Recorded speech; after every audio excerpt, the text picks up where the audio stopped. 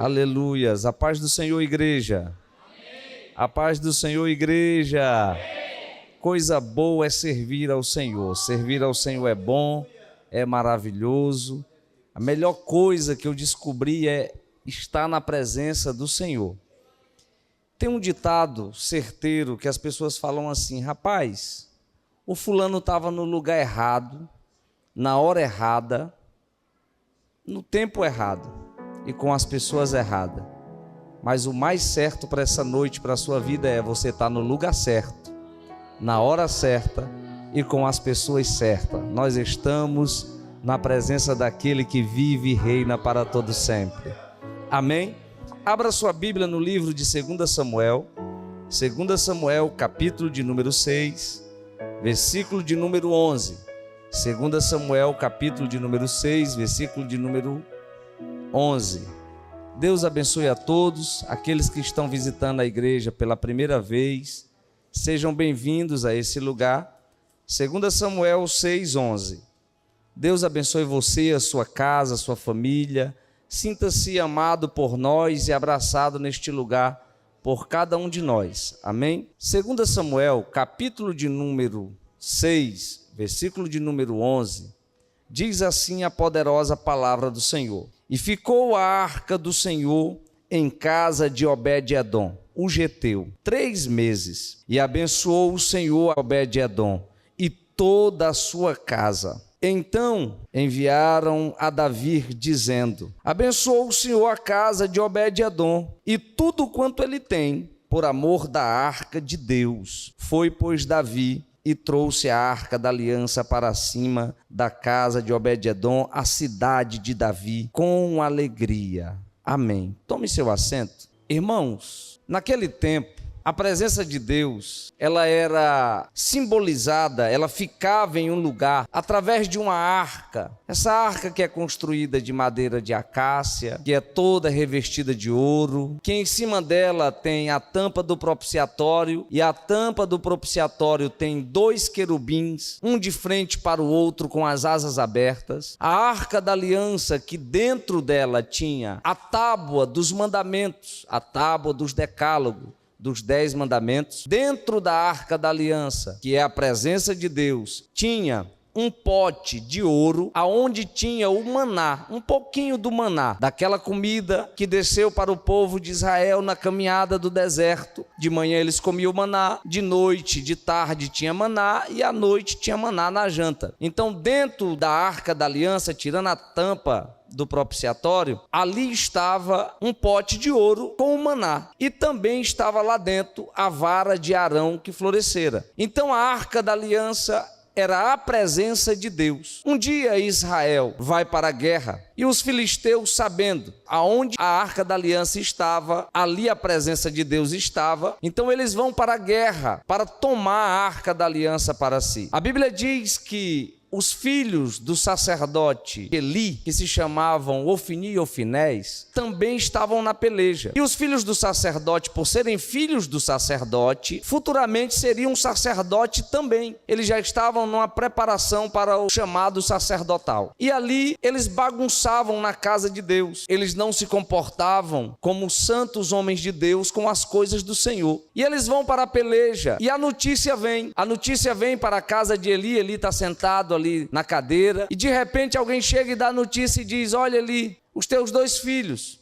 acabaram de morrer na guerra, Ofni e Ofinés, foram mortos. E ele cai da cadeira com a notícia e morre também. Eli cai da cadeira, o sacerdote quebra o pescoço e morre. E a mulher dele fica sabendo, estando grávida, que os seus moços, Ofni e Ofinés, acabaram de morrer, e o seu marido acabou de morrer. Ela dá as dores do parto, e o menino nasce antes da data, e ela já na ânsia da morte, passando mal. Alguém pergunta para ela: como será o nome do menino? E ela diz: coloca o nome do menino, e acabou, que significa foi-se a glória de Deus. E nasceu o menino com um nome, acabou. E acabou. O que significa foi-se a glória de Deus? Então, antes que Icabor venha a nascer, nós precisamos rever os nossos conceitos e analisar como nós estamos nos comportando na casa do Senhor, na presença de Deus, aonde nós andamos, na rua, qual é o nosso testemunho de um cidadão do céu? Como está o nosso comportamento lá fora e na casa de Deus? Irmãos, isso é muito sério. As coisas de Deus, elas precisam ser tratadas com zelo. Eu não acredito que você tem coragem de ir para a igreja e pregar chiclete embaixo da poltrona de uma igreja, com as poltronas tão bonitas como essa. Outro dia eu ajudando a limpar a igreja, encontrei chiclete embaixo das poltronas. Eu acho que não foi nenhum adulto, eu quis acreditar que foi uma criança. Outro dia eu fui lavar o banheiro da igreja, cheguei ali no banheiro dos homens, tinha xixi no chão. Das mulheres, nem se fala. E se você for nos banheiros, os banheiros são um banheiro bem feitinho, com muito zelo. A gente faz o banheiro bem organizadinho para nós usar. Se a gente vai num banheiro de rodoviária, nós temos por obrigação de tentar cuidar daquele ambiente, como cidadão do céu. Agora imagina no banheiro da casa do Senhor. Agora imagina nas coisas de Deus. Os olhos de Deus, ele não perde o endereço. Então Eli não corrige os seus filhos que estão bagunçando na casa do Senhor. Os filhos de Eli morrem. Eli tem a notícia e cai da cadeira. E agora a Arca da Aliança estava no meio da guerra. E a lógica, certeza, era para Israel vencer a guerra. Mas Israel perde a guerra. Por quê? Porque eles não estavam tratando as coisas de Deus como deveria ser tratado. E o mundo invisível, irmãos, ele não dispensa a dívida. O mundo invisível, irmãos, o Senhor nos perdoa pela sua misericórdia infinita. Mas existe algo na Bíblia, algo lançado nesse universo invisível, que é a seguinte palavra, eu quero que você memorize isso no seu coração. Aquilo que o homem plantar, certamente ele colherá.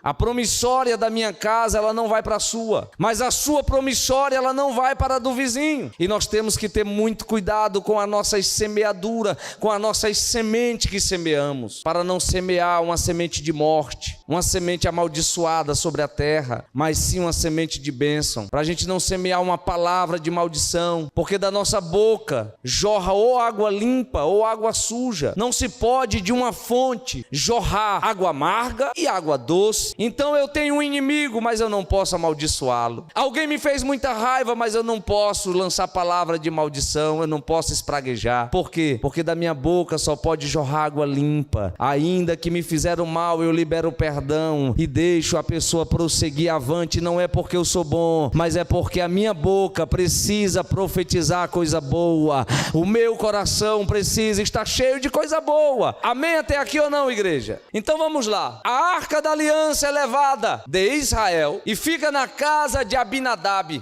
E na casa de Abinadab, a Arca da Aliança fica durante 20 anos. A presença de Deus está na casa de Abinadab. Mas a Bíblia não diz que a casa de Abinadab foi abençoada. A Bíblia não diz que os filhos de Abinadab foram abençoados. Se a Bíblia não diz, eu posso conjecturar do jeito que eu quiser. Eu posso conjecturar que foi abençoada e eu posso conjecturar que não foi abençoada. A Bíblia não diz. 20 anos a presença de Deus estava na casa de Abinadab. E se a Bíblia não diz que a casa dele foi ou não foi abençoada, eu vou conjecturar. A casa de Abinadab não foi abençoada porque a presença de Deus estava sendo tratada dentro da casa dele de qualquer jeito. Primeiro, foi levada de maneira errada. Segundo, 20 anos, Abinadab chegou e deixou a presença de Deus ficar comum naquela casa. Tinha dia que a Arca da Aliança estava empoeirada, tinha dia que ela estava jogada no canto.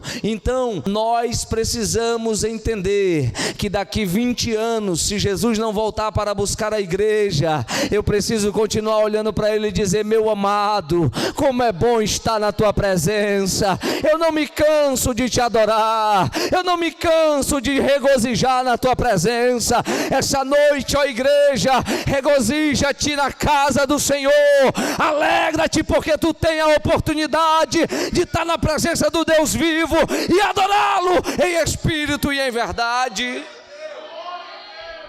Naquele tempo, nenhum cidadão comum poderia tocar na presença de Deus, falar com Deus. Era assim: qualquer outro cidadão normal vinha até o sacerdote ouvia as queixas do povo e levava para Deus. Quando o sacerdote entrava no Santíssimo, no Santo dos Santos, para adorar a Deus, era amarrado uma corda no seu pé. No seu vestido tinha um chocalho, uma romã,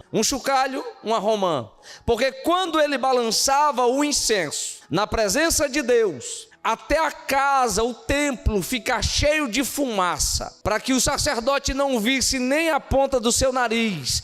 Por quê, pastor? Para que ele viesse encobrir todo o seu orgulho, viesse tirar toda a altivez de coração e viesse sumir o eu da sua vida, para que a presença de Deus, a Shekinah de Deus, descesse no santo. Aleluia. Deixa eu ver se a igreja entendeu o que eu estou dizendo.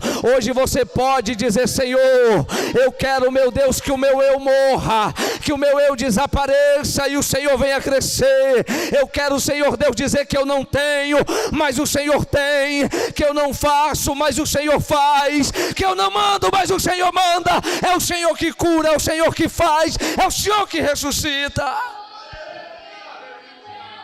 Aleluia! Porque era amarrado uma corda no pé do sacerdote. Porque se ele tivesse em algum delito, em algum pecado, a corda servia, porque certeza ele ia morrer na presença de Deus. E quando o Senhor tirasse a vida dele, ele era arrastado, porque ninguém poderia entrar lá dentro senão morria. Ele era arrastado pelaquela corda amarrada no seu pé. Não era como nossos dias atuais, que nós temos visto, infelizmente, algumas pessoas brincando com as coisas de Deus. As coisas de Deus são muito sérias, igreja. O mundo invisível é muito sério.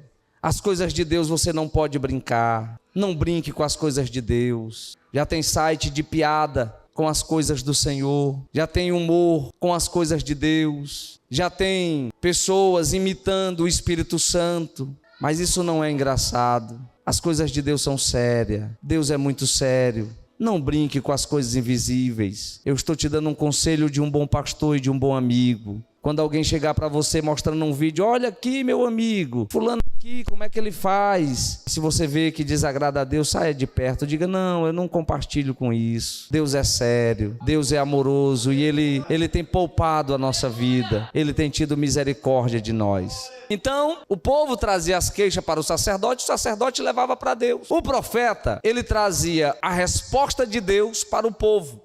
Como nem sempre era o que o povo queria ouvir, então o profeta nunca teve e nunca vai ter muitos amigos, porque o profeta não fala o que quer, mas fala aquilo que o Senhor Deus lhe ordena. Então o profeta, irmãos, ele trazia o recado de Deus para o povo. Hoje, você pode chegar na presença de Deus, na casa do Senhor, dobrar o seu joelho e dizer: Senhor, obrigado porque eu posso entrar na tua presença, porque depois da morte de Jesus, o véu do templo se rasgou de alto a baixo, e agora nós temos livre acesso ao Pai. Ninguém vai ao Pai a não ser por mim. Aleluia! Nós temos livre acesso ao Senhor.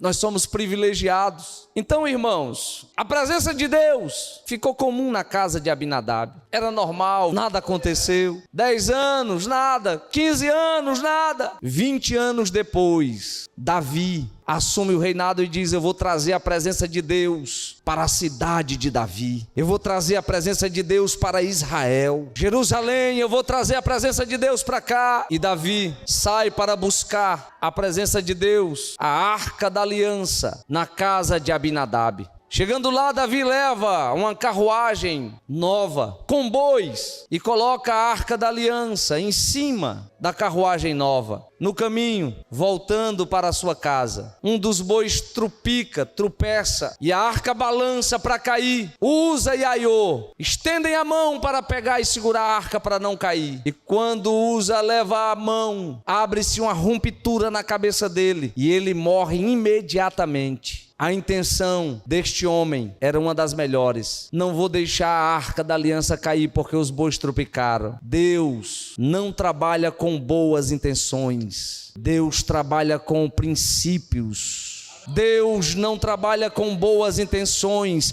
Deus trabalha com princípios. Vou traduzir: existem princípios que não podem ser quebrados. Um deles, o princípio da fidelidade. Se você é fiel à sua esposa, Deus vai te abençoar. Se você é fiel ao seu marido, seja fiel em tudo. Ser fiel, meu amigo, é você abrir um vídeo e você perceber que aquele vídeo é pornográfico ou é uma novinha requebrando. Passe esse vídeo, porque você sabe que você não pode quebrar o princípio da fidelidade. Você sabe, irmã, que você tem um compromisso com o seu esposo e você viu algo estranho. Não quebre esse princípio. Não deixe Satanás trabalhar na sua mente, no seu coração, porque muitas das vezes a bênção de Deus não chega na sua casa, porque você tem quebrado princípios que não se pode ser quebrado. A base do trono de Deus existe a justiça de Deus, e a justiça de Deus, ela não falha, ela não erra. A justiça de Deus que está na base do trono do eterno, ela não falha. Quando nós pensamos, o inimigo não sabe o que pensamos, mas a justiça de Deus que está na base do trono, ela sabe o que nós pensamos. Estudos científicos provam que 80% dos pensamentos humanos são maus. São pensamentos ruins, sobram apenas 20%. Mas a partir de hoje, para nós sermos julgados com justiça, porque a justiça de Deus ela não falha, nós vamos alimentar e bloquear os pensamentos malignos com bons pensamentos. Pensamento maligno vem, desvie seu olhar e diga: eu sou um servo de Deus, eu tenho uma promessa de Deus, o Senhor está comigo, eu não vou alimentar esse pensamento. Eu sei que o meu Deus ainda tem coisa grande para fazer na minha vida, eu sei que o Senhor Deus quer me abençoar. E você começa a bloquear os pensamentos malignos, porque 20% dos pensamentos humanos são bons. É só 20%, 80% é pensamento mau, é pensamento altivo, é pensamento sujo. E nós precisamos bloquear os pensamentos ruins. E a gente só consegue bloquear quando a gente entende que Deus tem coisa grande para entregar na nossa mão. José não peca, não cai com a mulher de Potifar, não é porque José era bom. A mulher de Potifar, mulher de patrão, irmão, usa o melhor perfume, se veste bem, era a mulher do patrão. Quando ela avança em José, José corre e ela fica com a capa de José, porque na cabeça de José: eu serei o homem mais famoso desta galáxia. José se tornou o homem mais famoso do planeta na sua época. Não entendi, pastor, vou traduzir para você. José estava dizendo assim: eu serei o governador dessa onça, eu serei honrado, eu sei qual é o propósito de Deus para a minha vida. Eu não peco não é porque eu sou bom, eu não peco porque eu sei que o meu pai ainda tem coisa grande para entregar nas minhas mãos, e eu não vou ceder, porque eu sei que ele vai me abençoar, e eu sei que todos à minha volta serão abençoados por causa de mim. Deixa eu ver se a igreja entendeu o que eu estou dizendo aqui.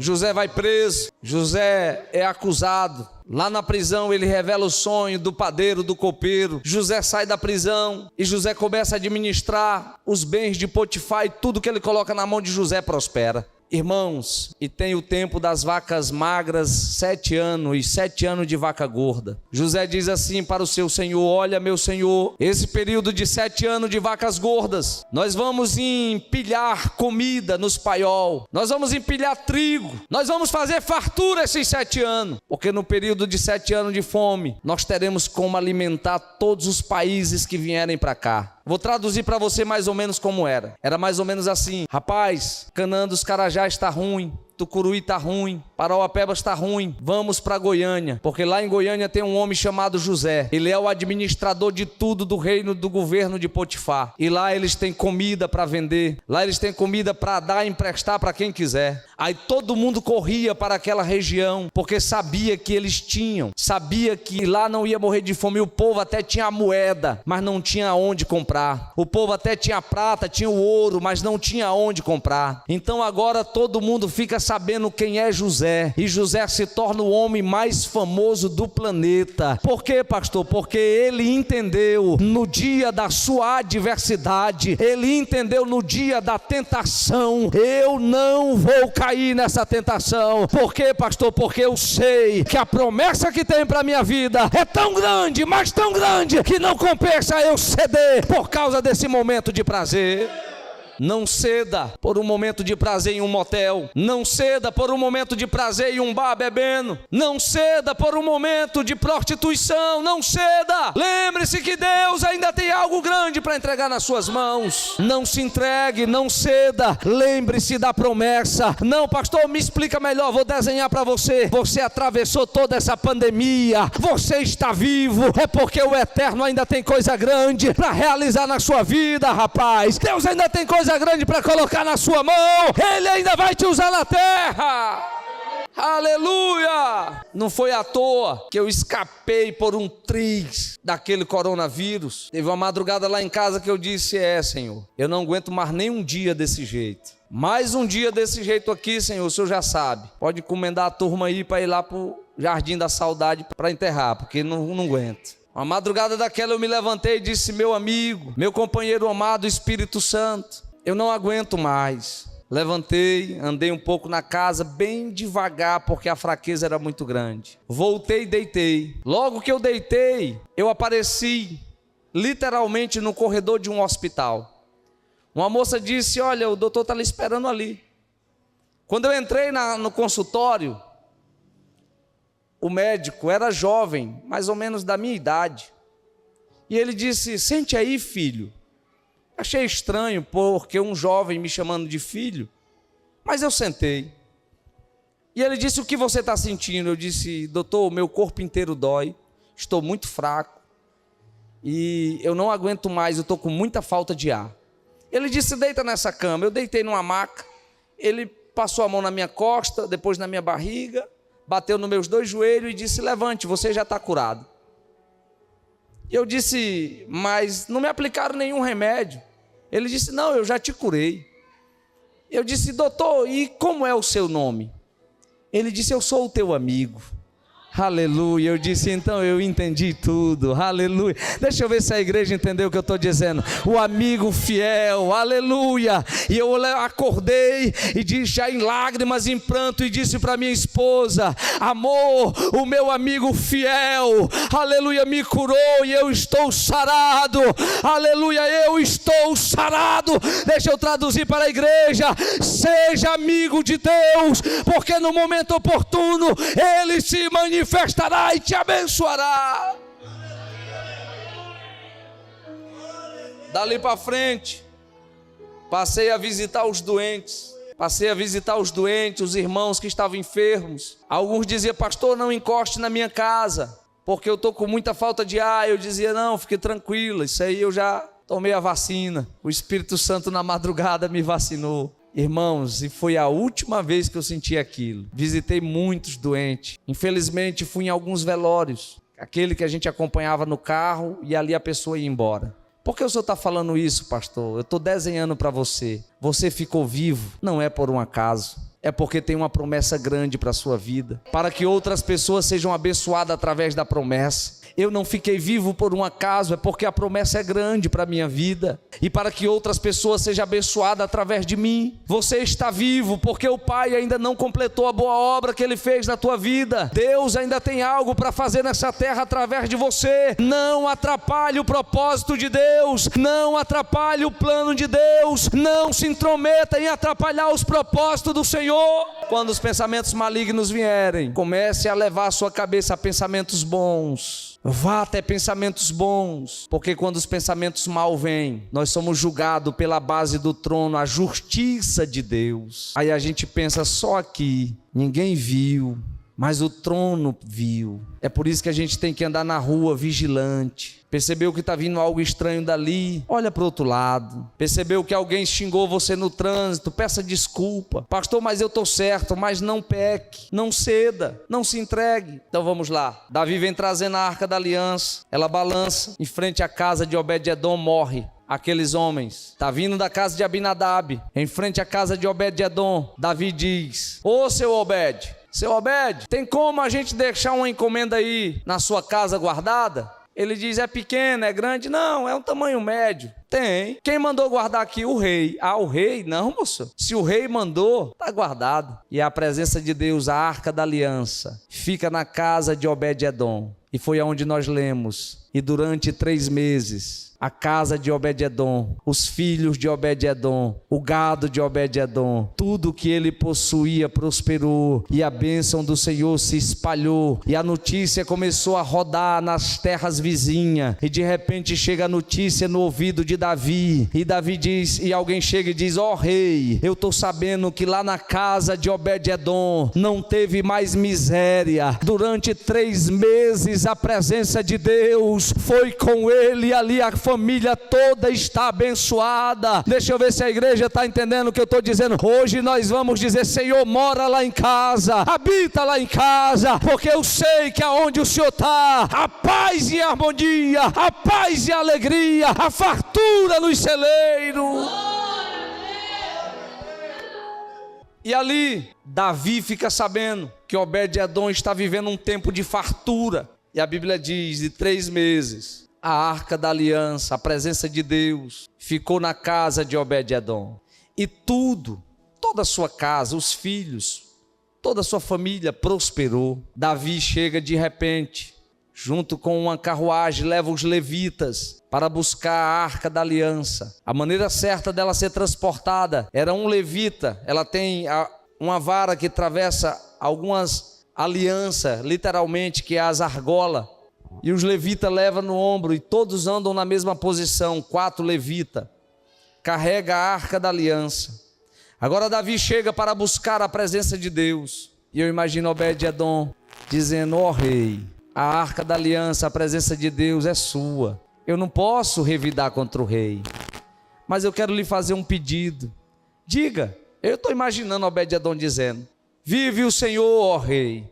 Diga: rei, eu não consigo mais viver sem a presença dele. Já que o Senhor vai levar, deixa eu ir também com a minha família, porque uma hora que você prova a presença do Espírito Santo, você anda no seu carro dizendo: obrigado, meu amigo, porque você está aqui comigo. Uma hora que literalmente você se torna amigo de Deus, você está no seu carro dizendo: obrigado, Senhor. Você está lá na chácara e você olha para o verde e você começa a dizer: obrigado, Senhor. Uma hora que você prova da presença de Deus, você já não consegue mais andar sem ela, você já não consegue mais viver sem ela. Deixa eu ver se a igreja está entendendo. Eu quero a presença de Deus na minha vida e na minha casa. Rei, o Senhor pode levar, mas deixa eu ir também, porque eu não dou conta não. Eu não sei mais andar sem ela. Só 3 meses que a presença de Deus ficou aqui em casa, eu vi as coisas mudando. Se você tem 20 anos caminhando na casa do Senhor e nada mudou, se preocupe, porque você pode estar como Abinadab. Acostumou com a presença de Deus, vai dormir e ora de qualquer jeito: Senhor, obrigado. Ou às vezes nem ora, levanta para ir trabalhar, nem fala com Deus. E o Senhor lá dizendo: olha, eu estou aqui, Abinadab. Já se passaram 10 anos e nada aconteceu. Na casa de Obed-edom, imagino ele todo dia dizendo: obrigado, Senhor, porque aqui nessa casa tudo está uma bênção, aleluia. Obrigado, Senhor, porque a tua presença mudou a minha história. Quem nós éramos, aleluia, mas ele foi tão misericordioso, ele foi tão generoso para conosco, aleluia. Você está entendendo o que o Espírito Santo está te falando? O Senhor teve compaixão de cada um de nós. Oh, aleluia! Glória a Deus. Como está a presença de Deus aí na sua vida? Você já acostumou com ela? Ficou normal? Como que está? Curva a sua cabeça. Eu quero que você agora converse com Deus, você e Ele. Diga para Ele de verdade o que você veio fazer na casa do Senhor. Diga para Ele: Senhor, eu vim porque lá em casa eu estou passando por uma luta. Senhor, eu vim para te agradecer. Mas fale a verdade. Diga para Ele: Senhor, eu vim porque eu preciso melhorar. Converse com o Senhor, vamos falar com Ele. Meu amigo fiel, meu amigo fiel, meu amigo que não falha. Senhor, Tu és meu amigo. Ah, Espírito Santo, como é bom estar na Tua presença. Como é bom estar na Tua presença. Fale com Ele de verdade. Diga para Ele: Senhor, me perdoa quando eu pequei em pensamento. Diga para Ele: Senhor, me perdoa quando eu pequei em palavras. Diga para Ele: Senhor, eu preciso da Tua presença. Diga para Ele: Senhor, mora lá em casa. Caminha comigo no meu carro. Anda comigo nas ruas. Diga para Ele: Senhor, eu não quero tratar a Tua presença como se fosse algo tão normal. O Senhor é o Senhor dos senhores. O Senhor é o Rei dos reis. O Senhor é o juiz da igreja. O Senhor é a resplandecente estrela da manhã. O Senhor é o general de guerra que nunca perdeu uma peleja. O Senhor é o Deus dos deuses e nunca houve um Deus como o Senhor. Nem os deuses dos medos persas, nem os deuses do Egito, nem os deuses atuais, nenhum se compara à tua glória. E o Senhor, sendo tão grande, se preocupa comigo, sendo eu apenas um Obed-Edom. Diga para ele: meu amado, eu não quero me acostumar com a tua presença. Eu não quero tratar a tua presença como algo normal. Ah, igreja, se tem uma coisa que eu me preocupo é a minha comunhão com Deus. Aleluia, se alegre em o Senhor falar contigo. Se alegre em poder ouvir a voz de Deus. Te alegra em poder entender que o Senhor está cuidando de você. Te alegra, porque em mesmo ao silêncio de Deus, você pode ver a mão do Senhor cuidando de você nos mínimos detalhes. Senhor, mesmo em silêncio, eu vejo o Senhor cuidando de mim, mesmo em silêncio. Vamos tratar a presença de Deus com muito amor. Vamos sair hoje desse culto dizendo: Senhor, mora lá em casa, habita lá em casa. Vamos sair hoje daqui dizendo: Senhor, não deixa a tristeza morar lá em casa, não deixa a depressão morar lá em casa, mas o Senhor mesmo faz morada lá em casa. Aleluias. Amém ou não amém, igreja? Amém. Amém ou não amém? Amém. Coloque a mão no seu coração que eu vou orar por você, sentado mesmo. Ó Espírito Santo, eu profetizo sobre a tua vida sabedoria, que a prudência venha morar contigo. A sabedoria seja tua irmã gêmeas, e aonde tu colocares a planta do teu pé, as pessoas olhem para você e digam: eis aí uma mulher prudente, eis aí um homem prudente. Que a prudência do Senhor habite em você, que a graça do Deus vivo more no teu coração, que o brilho do Senhor esteja contigo e até 1000 gerações seja abençoado. Que os filhos dos teus filhos sejam homens honrados, que os teus netos sejam homens e moças honradas, e por onde tu passares, a bênção do Senhor seja contigo.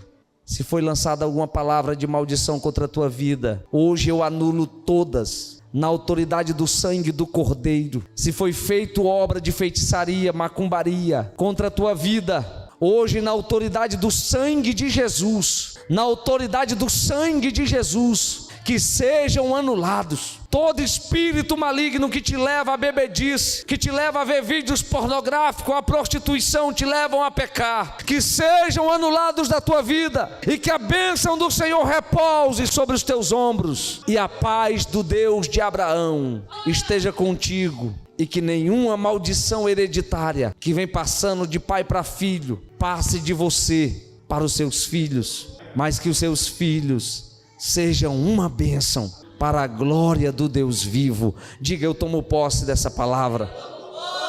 Aleluias.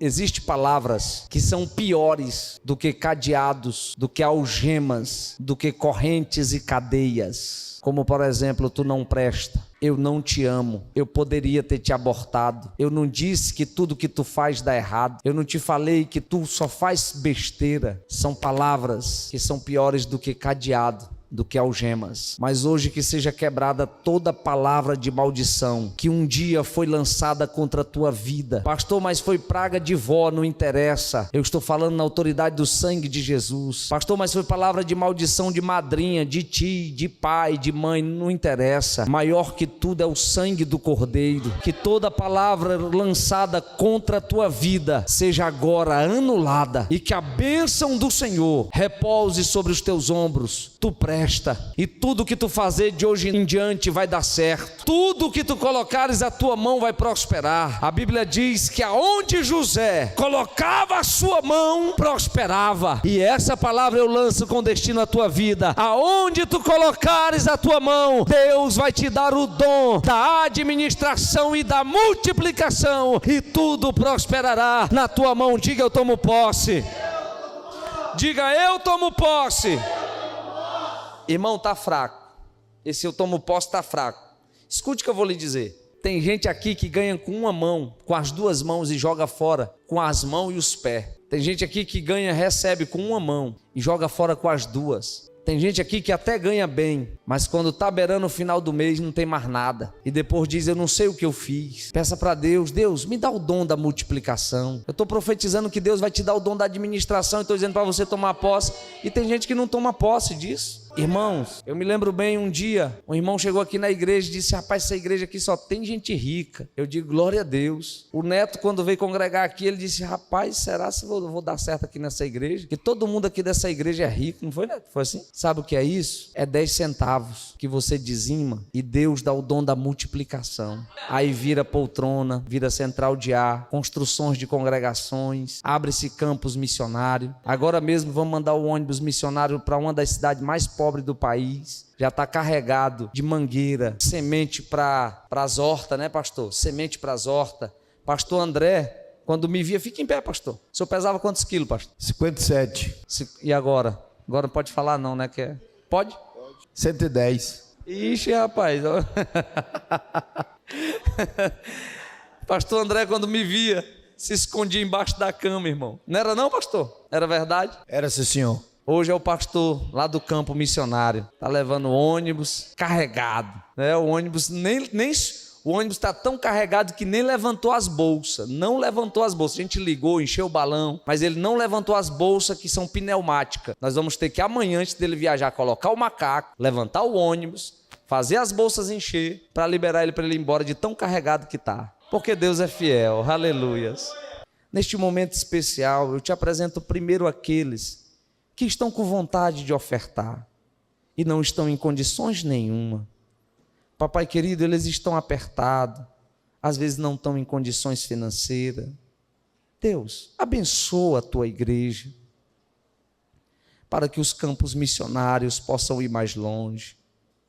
Papai querido, eu te apresento também aqueles, Senhor, que não mediram esforços, que mesmo, Senhor Deus, apertado, semearam na tua obra. Senhor, a tua igreja está agradecida.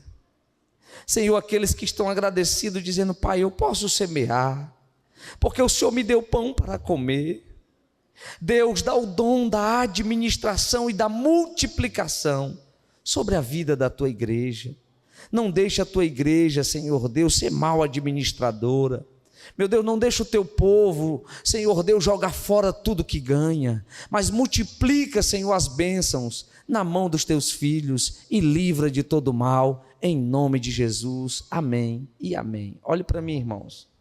Enquanto eu orava, o Senhor tirou um espírito mau que rodeia no meio das famílias, que a pessoa não consegue guardar nada do que ganha. Ganha, mas se fica com 10 reais na conta, fica doidinho da cabeça enquanto não gasta. Nem que seja no carrinho de picolé, não se aquieta. Se tiver 100 reais, irmão, e está dando já o final do mês, aí ele endoida. Meu Deus do céu, eu tenho 100 reais ainda. Eu tenho que gastar esses 100, porque não pode, não tem lógica eu com 100 reais. Enquanto não joga fora, não se aquieta. Tem 10 reais, tem um dinheirinho na conta e fica, sabe? De um jeito que não consegue ficar quieto. Irmão, tu não gosta de dinheiro, não? E para que esse desespero para acabar tudo que tem? Deus hoje tirou esses pensamentos da vida de algumas pessoas. O dinheirinho tá lá? Deixa lá, irmão. Deixa lá. Não precisa estar desesperado. Rapaz, o que nós vamos fazer hoje? Ainda tem 100 reais. Deixa eu ver. Bora lá na pracinha, menos levar os meninos para estourar esses 50 no pula-pula. Isso é uma vantagem muito grande. Precisa depois comprar uma cibalena, um anadorzinho para dar para um menino lá. Não tem, porque jogou tudo fora. Não consegue atravessar o mês com nada guardado. Não guarda nada. Irmão, aprenda a economizar. Economizar não é ser miserável. Você pode comer bem, você pode plantar e você pode ficar tranquilo quando tem dinheiro na conta. Tranquilo. Não, tá lá, deixa lá. Deus vai abençoar. Aí as coisas prosperam. Amém ou não amém?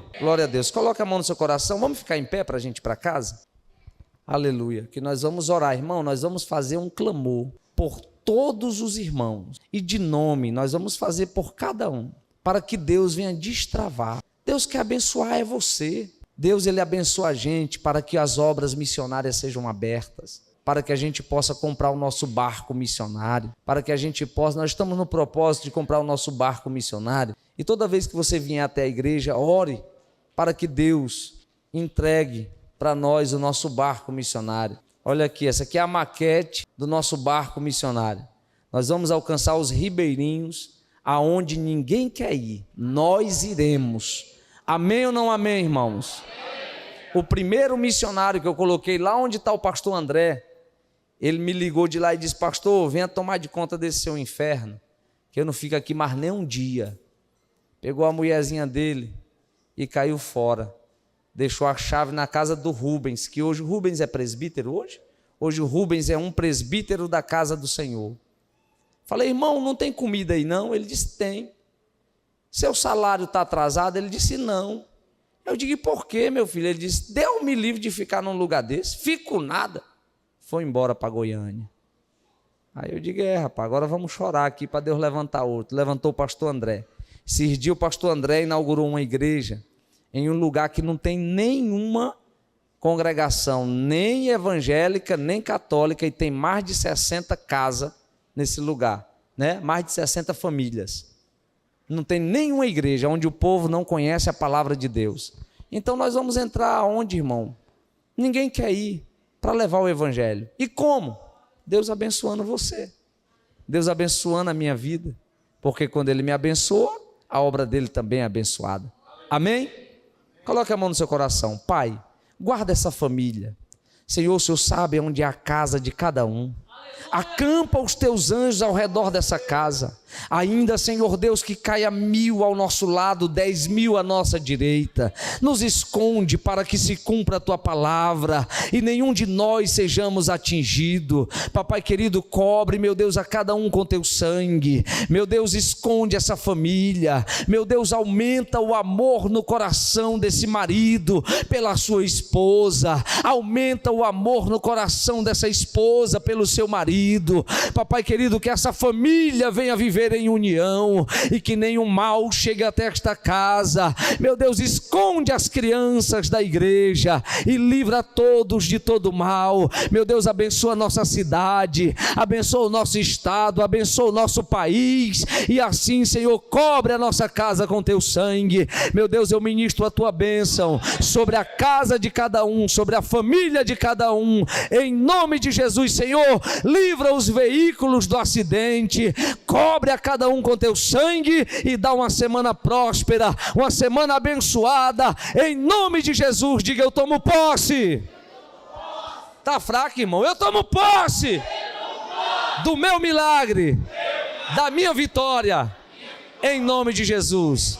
Irmãos, depois da bênção apostólica, vamos dar 3 glórias a Deus bem alto, que o grande amor de Deus nosso Pai, a graça de nosso Senhor e Salvador Jesus Cristo, a comunhão e a consolação do doce, lindo, amado, querido Espírito Santo seja com toda a igreja, e quem está muito feliz diz amém. Amém. Em nome de Jesus.